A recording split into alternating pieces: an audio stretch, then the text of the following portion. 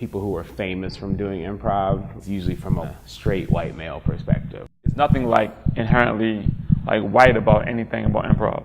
My favorite thing in the world is when I'm going into a classroom of nothing but black kids and teaching them improv, and they're like, wait, we do this too? You hear rumblings from time to time, and I just say whatever and continue to be funny. That's problematic because we have to work twice as hard.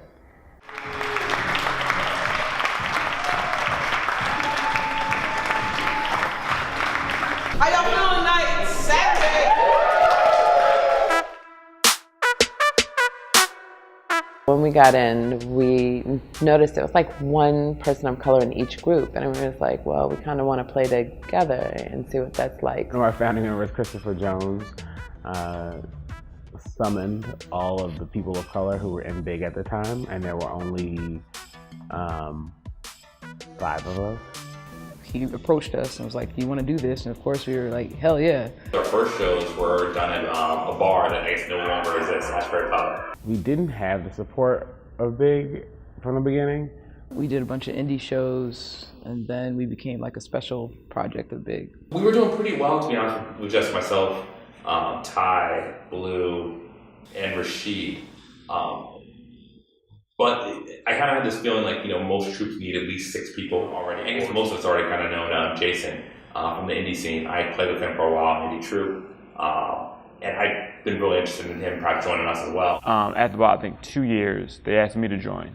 We had another person kind of join Big who we all kind of noticed in different classes or from indie things he was doing, Harold, who we thought was very funny. And ultimately he joined Big. We tried him out a couple times and see if he would mesh well with us. And we added him to the team as well. It was actually like my birthday. Like, I got an email that says, hey, like, are you interested in playing with like Casually Dope? And I was like, well, yeah, like, of course. Like, like, why would I say no to that? Like, y'all guys are great. We're a black troupe from Baltimore. Everyone else is trying to do it in New York and Chicago and LA. And I think we bring our own spice, our own flavor to the table. We bring a lot of style, a lot of flair, a lot of dopeness. You're not afraid that, I don't know, somebody's, I guess, racist ideas gonna pop up on stage, and then you gotta like stop. Whoa, like, are you a character right now? Is that how you really feel? With other troops, there have been times like if I've made a move, I worry that like, oh boy, am I the black guy who's playing the criminal now? Am I the black guy? It's like, no, now if I'm just doing that, now I'm just a guy playing a criminal, and it's not, I'm the black guy who's playing a criminal. I'm not going into a stereotype, it's just I'm making a move in a scene. Everyone has a distinct style of their own. When they all come together, it can really go some really great places. Our black experiences inform our improv, and for us, it's cultural. It's like playing with a lot of people who are all like playing home run derby. So everyone's kind of coming out swinging. It's also, we're family and we love each other. One of the big things is really just time. We've been together 5 years. When I started doing improv, there weren't a lot of people of color. There were definitely not a lot of black people doing improv. And so there was a lot of, just like side eye. The idea is that if you're funny and you're black, you have to be like a stand-up.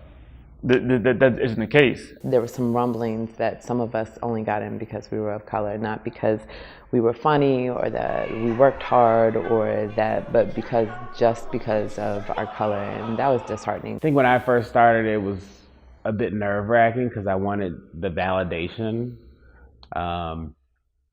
But I wasn't getting that because I was in spaces with mostly white people. So it was hard to be in those spaces as the only one sometimes, and then they're the ones in charge of judging the art. We all know that improv is still a good old boys club. It's not integrated. And so it's lovely to get to do what we want to do as performers and not have to overthink what we're doing, because one of the things they tell you in improv is you need to get out your head. But being a person of color as an improver, you can't always do that.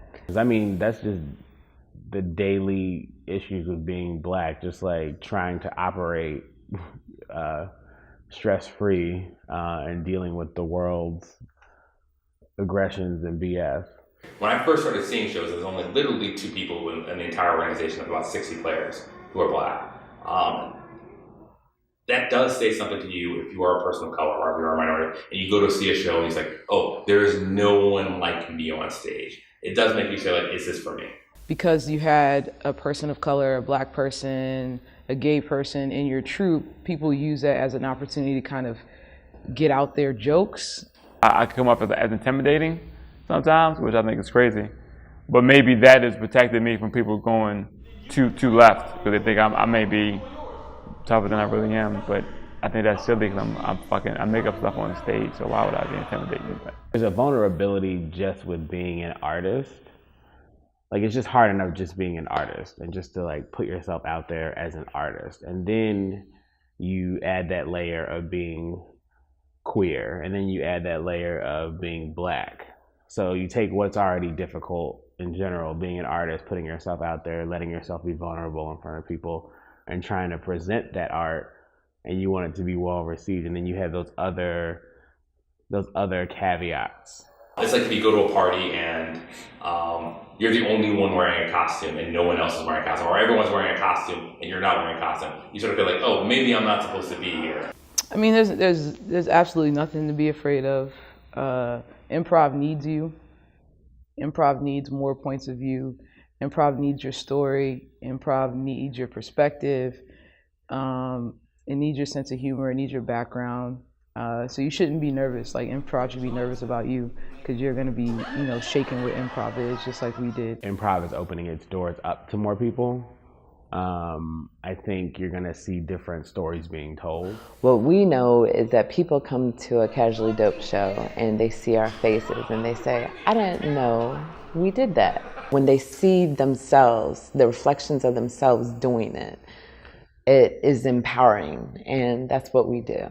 What I would like to do while being a member of Casually Dope is get all those people in Baltimore, all those people of color that are funny, that never even thought about improv because maybe they don't know what improv is, to get them out and see improv, and then they want to do it, because it's a lot of funny people here, a lot of funny people of color that just don't know what improv is. It's like a really magical time to be an artist in this city, but it's also a really magical time to be a black artist in this city. And like, the history of art for black people in this city is phenomenal. So to be able to be in this scene I feel like it's a gift.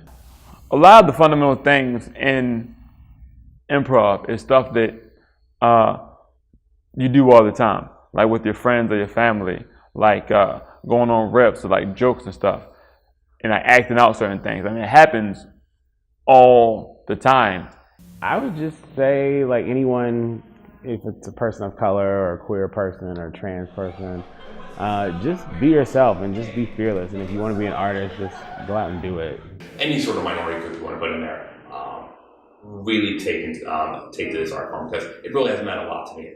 Now it's so much more of us. I mean, and those people might not necessarily be on television, but they're writing, they're producing, they're creating shows, they're directing. Casually Dope is on this monumental rise. Like, we're moving up and we're moving out, and I'm really excited about what the future holds creatively. Now we're a troupe that people ask for specifically. We got invited to do a festival out in, a couple times now we've been invited to do a festival out in Minnesota. We didn't put in an application, we didn't send anything. We just had enough word of mouth in terms of people respecting us that it's like, yeah, of course. I feel like we're on the verge of doing something great. I see us getting on TV. There were so many people who said, oh, why y'all doing that? You're in Baltimore, no one's gonna find you in Baltimore. People have found us. Yeah, I mean, we're the greatest. Like, we, look out for us, and in a few years when you see, like, oh, they told us that, like, yeah, it's true. Like, I'm not lying, I'm not being cocky, like, we really are up next, and I can't wait till everyone knows that. Then I really love what I do, and I really love Casually Dope, so I don't know that there's much more.